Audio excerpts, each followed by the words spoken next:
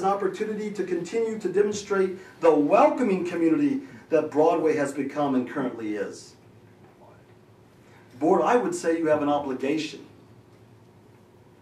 but that might be a little strong. But at minimum, you have a great opportunity to demonstrate that Broadway is a community that cares about service, that cares about helping others, that cares about supporting nonviolent folks who may already be in the community of Broadway suffering from addictions. And I hope and I pray that you won't miss this opportunity to continue to make progress as a supportive and a welcoming community, the community that it currently is. I now yield the floor to Pastor Richard Yao. And like the community, we are somewhat polarized on this issue. But I do rise here as an ordained minister of the gospel of Jesus Christ.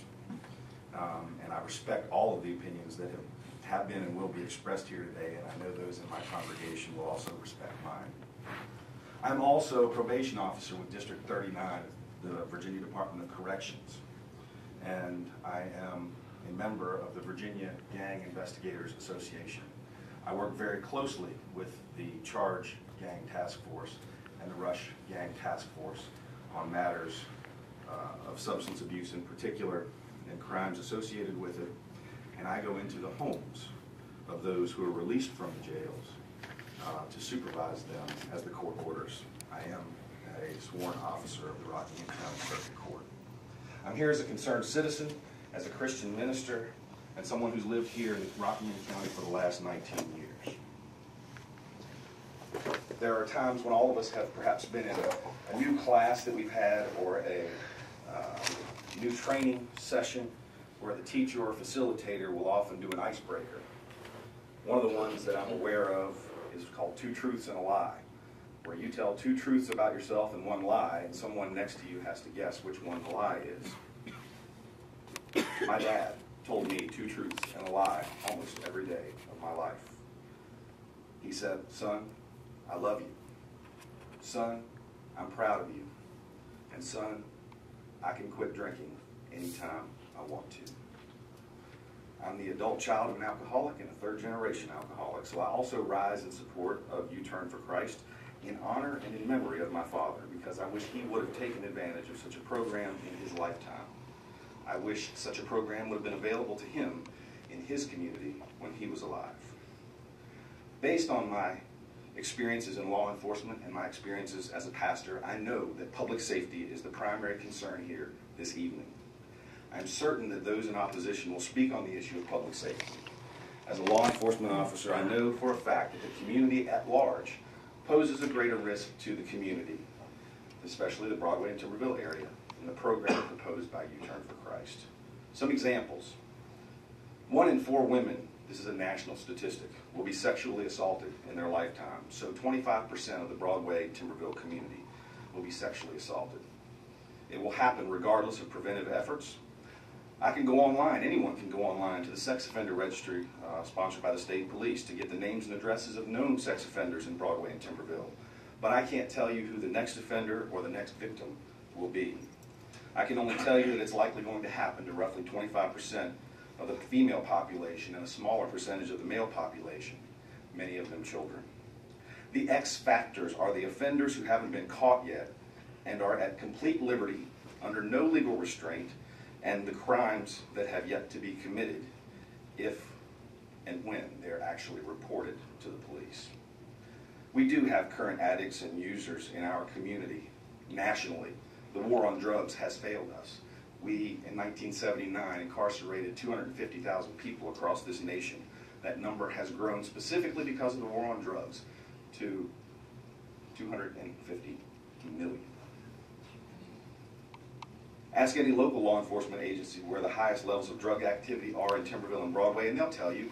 I bet most of the citizens of Broadway and Timberville can tell you right now. I know where they are, but I choose not to mention them. Regardless, the point is that druggies and dealers are already here among us. They are at liberty, free. They often have access to guns and vehicles and money. Many are indeed gang members or affiliates. Our community is very sheltered from a lot of the criminal activity that goes on, but drugs and gangs are here in Rockingham County.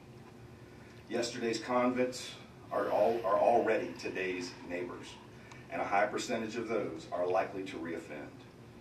The last year alone demonstrates my point about public safety, and here are 3 predominant examples from the Broadway area. Laura Rellins, free at liberty, repeat offender, driving while intoxicated. She killed an innocent man on a scooter. It happened regardless of prior legal efforts and devoid of any potential consequences. The issue was addressed in court, but far too late for victim Ricky Dean Park and his grieving family. The infamous street gang known as the Crips, an LA street gang that has now gone nationwide, held a beat-in earlier this year recruiting youngsters at J. Frank Hilliard Middle School, where my 2 sons attended. It happened to the children in our community, in spite of gang task force efforts and in spite of the fact that the school had its own resource officer. My friend and a member of my community and congregation, Dale Jr. Dove, overdosed on bath salts allegedly supplied by a major dealer in the area now being prosecuted, the owner of Pamela's Secrets, Augustus Julius. Dale Jr. went out of his mind in a matter of moments, right in front of police and right in front of his own parents. His heart quite literally exploded there at the scene. He and the majority of his friends and the perpetrators of Pamela's Secrets were all free at liberty in the community at the time of the incident, all content to continue on their current paths, devoid of any significant treatment or fear of prosecution until it was too late. At least too late for Dale Jr. Dove. His body now lies in my church's cemetery. I conducted his funeral myself. How can anyone say that U-Turn for Christ poses a greater public safety risk compared to that which already exists in our community? How can a program which seeks to heal people of their addictions in a controlled environment with 24-hour supervision and a minimum of an 8-to-1 resident to staff ratio, with residents who not only want to get clean but will also pay to get clean? How can such a program pose any greater risk than those in our community who are already here, free and at liberty, and who have neither the resources nor the desire to change their criminal or addictive ways? I say that we have far greater threats to public safety right now than the willing participants of a small, rural Christian program. Yet you've already heard about the steps that U-Turn for Christ will take to weed out some of these people and deny those who are especially violent or sexually convicted. And you've heard about their track record of success with 0 incidents of residents ever convicting any crimes in their communities while they are residents. Look at the risks versus the rewards. U-Turn for Christ seeks nothing at this time but the approval of this special use permit, the community's prayers, and to simply be welcomed into the community that they wish to serve. They're already in the profit of seeking nonprofit status. They already have a church sponsor that provides financial oversight. They fall under the umbrella of a parent organization that limits liability and provides operational oversight. They've already entered into agreement with a private landowner for lease. They have already made themselves readily available to anyone in the community who would ask questions, to dialogue and to be open and honest about their programs, to answer questions and to humbly ask for acceptance in the community. Finally, this is a faith-based program. It caters to a demographic that our population would just as soon either incarcerate or forget about. The mission of U-Turn for Christ is the same as the man on the beach who came upon thousands of starfish lying stranded on the beach. The man began picking them up and throwing them back into the sea. Another man came along and said, "Mister, that is a waste of time. You'll never save them all. You're just not making a difference." First man replied as he threw another starfish into the water and said, "Well, I just made a difference to that one." In conclusion, allow me to say that it's not pleasant to deal with the ugliness of human existence. It's not fun to stare evil directly in the eye and say, "Let's rumble." It's uncomfortable to embrace strangers and welcome them into this wonderful community that we've all come to love so much. However, it is the very reason I became a minister and I became a probation officer. And it's the reason I decided to raise my family here. And I believe that it's what Christ calls all who believe in him to do.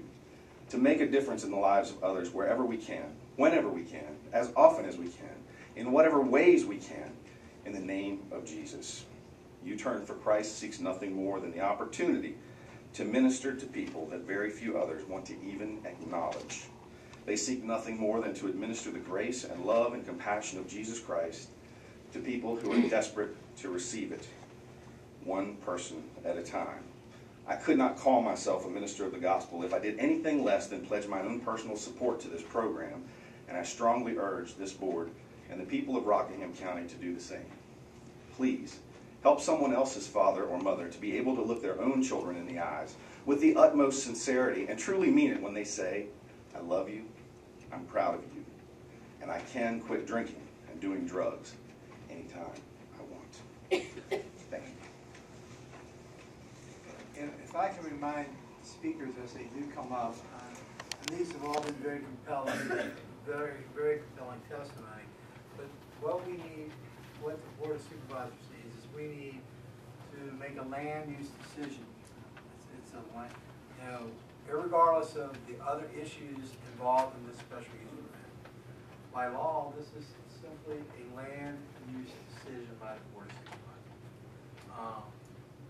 And the testimony given so far has talked somewhat to that, and it's talked a great deal to a greater social need, and that's all very much appreciated. But if I can ask each speaker from this point forward, if they could just bring forth land use issues involved that we have to render our decision on, it would be much appreciated. But we also appreciate the heartfelt testimony given. Thank you very much. Yeah. Are there any others who are in favor of this request?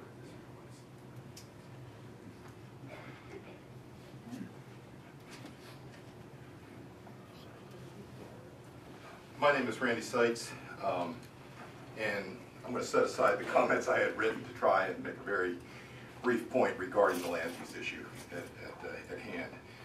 I grew up in Rockingham County, both in the Mount Clinton area and at Port Republic. I currently reside in Harrisonburg. I am a board member of U-Turn for Christ, so I am the one board member that is not a resident of Rockingham County. But my point is that I'm owner and founder of Blue Ridge Architects, and I make my living because Rockingham County is an economically strong and viable place.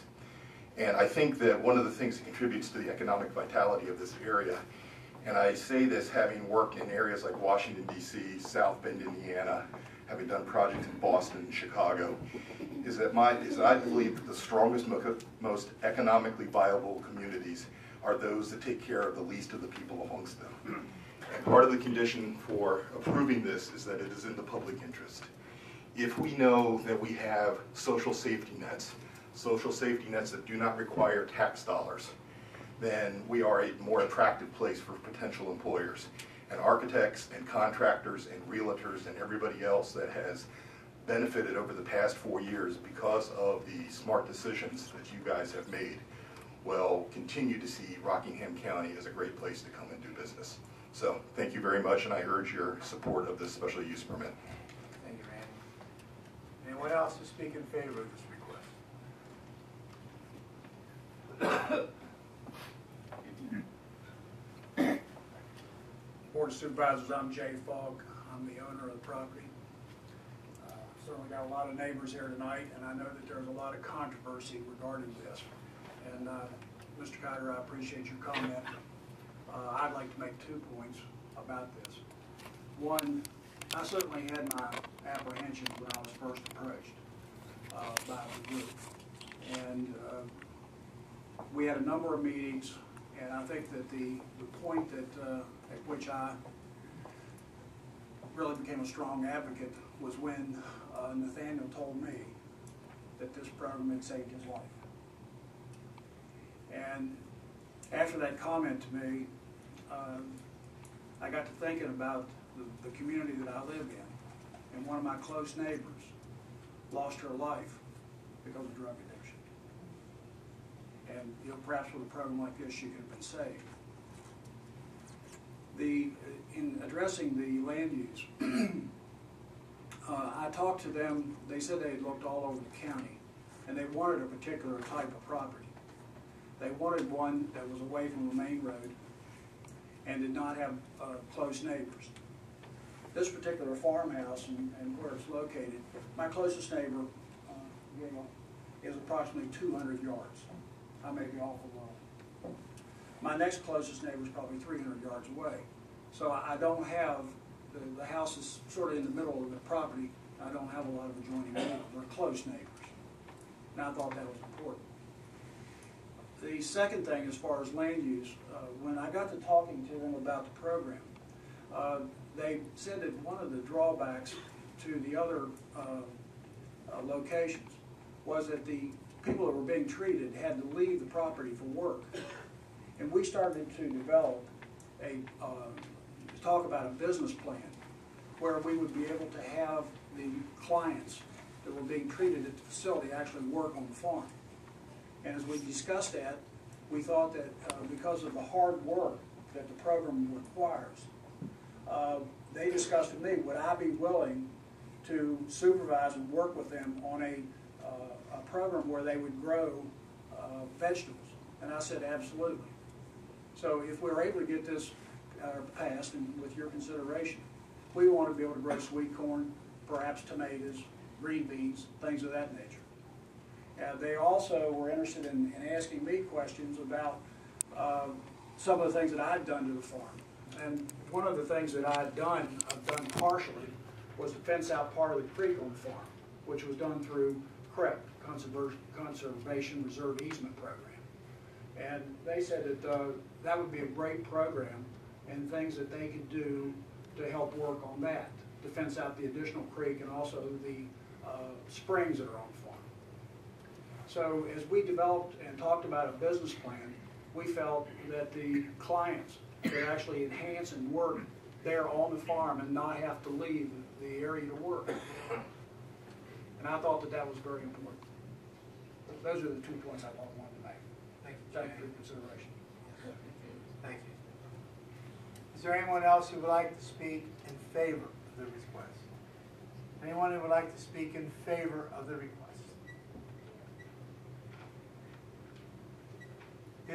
Are there any questions or concerns? Questions or concerns? I have a question, sir. Yes, sir. You mentioned gentlemen. Well, do you know how this works? Yes.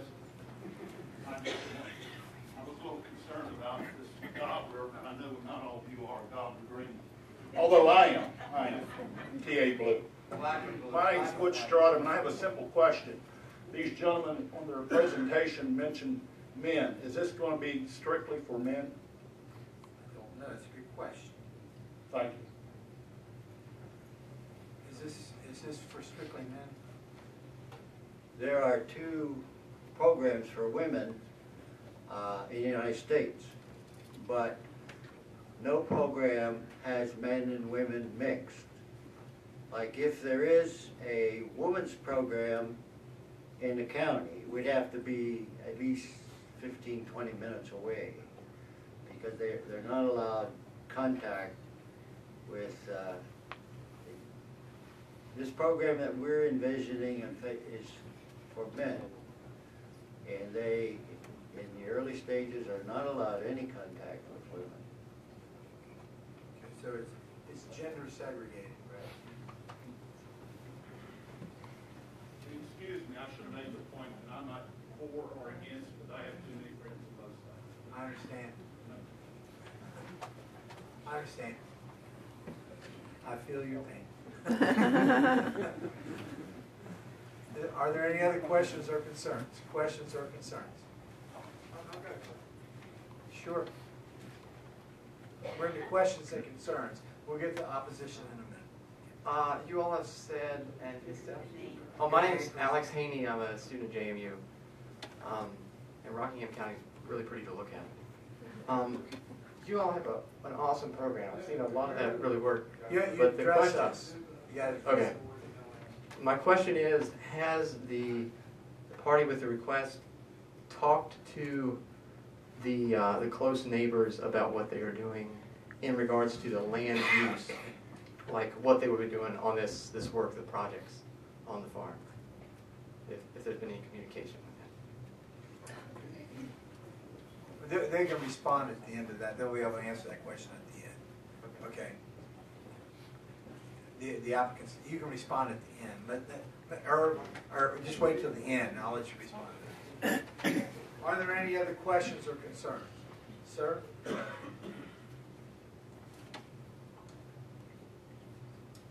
Either at the community meeting or...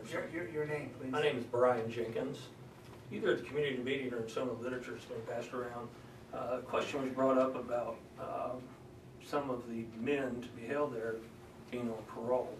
Is there the possibility that convicted felons will be housed in this program? That's a question that can be asked.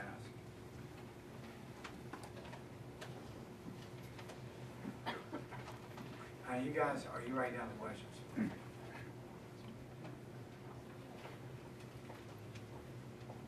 Yes, ma'am. Yes, ma'am. Please come forward. Questions or concerns? Yes, ma'am. Hi, my name is Valerie Bridge and I live in Broadway. My question is, at what stage of the addiction will these gentlemen be brought into the facility? Will it be after they don't take any more drugs, or is it during the drug take-in? And if so, how will they be helped? Okay. Would it be like a one-step, like a step-down program from the drugs, or will there be drugs on the property? This lady's obviously from North Carolina, I can tell by her accent.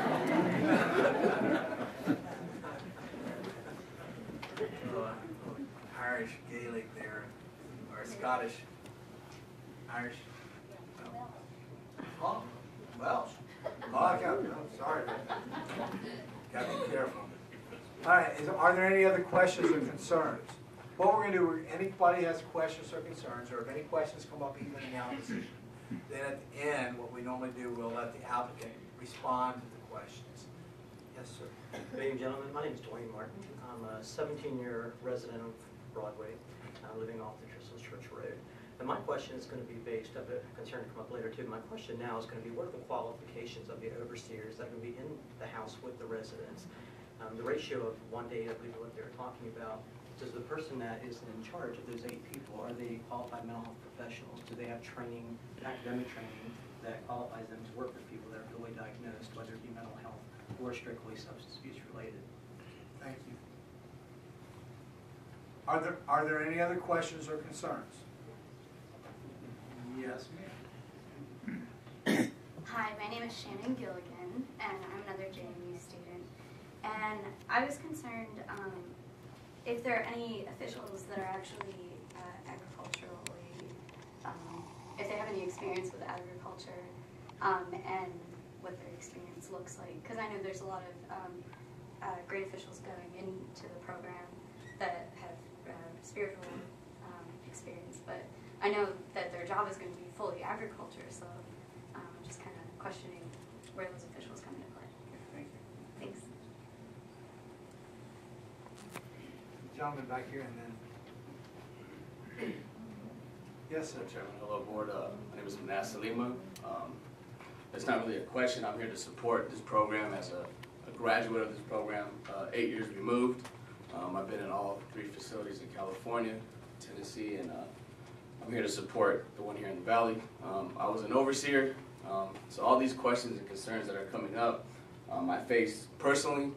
I had many incidents with people who are resistance in the program, but to see them come about and to see them have their lives changed, including myself, and to see it restored, I know that your concerns and your questions are valid, but be assured that what takes place there is truly a holy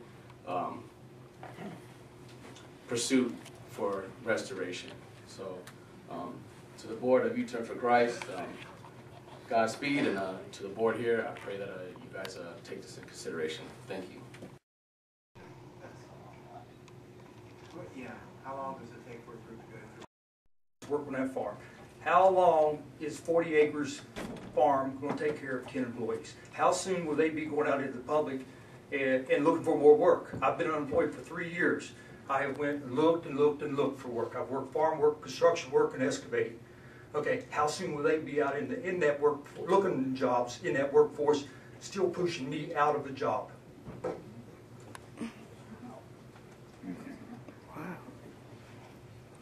Are there any other other questions or concerns? Questions or concerns? Yes, sir.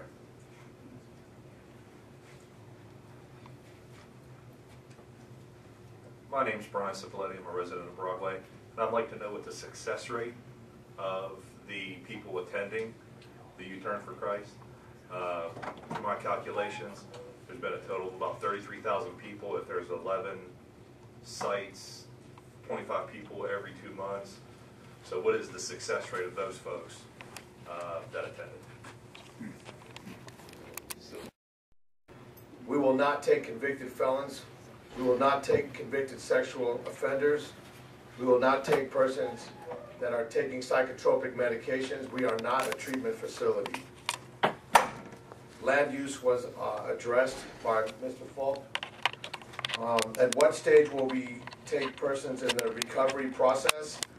Since we're a voluntary ministry and the window sometimes is very small, we have a 24-hour window for a person to enter into U-Turn for Christ. The window emerges from the point of when a pastor or a family member does the intervention. So sometimes that window is very small. There are no drugs on the property. There is no tobacco on the property. There's no contraband of any sort on the property. We have to have a 24-hour buffer because the addicted personality tends to change quickly.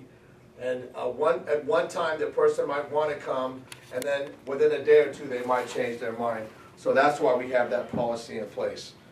Qualifications. It was mentioned about the qualified mental health professional. We are not a treatment facility. We are a ministry. Persons that come to us know that. Persons do not come to us for treatment.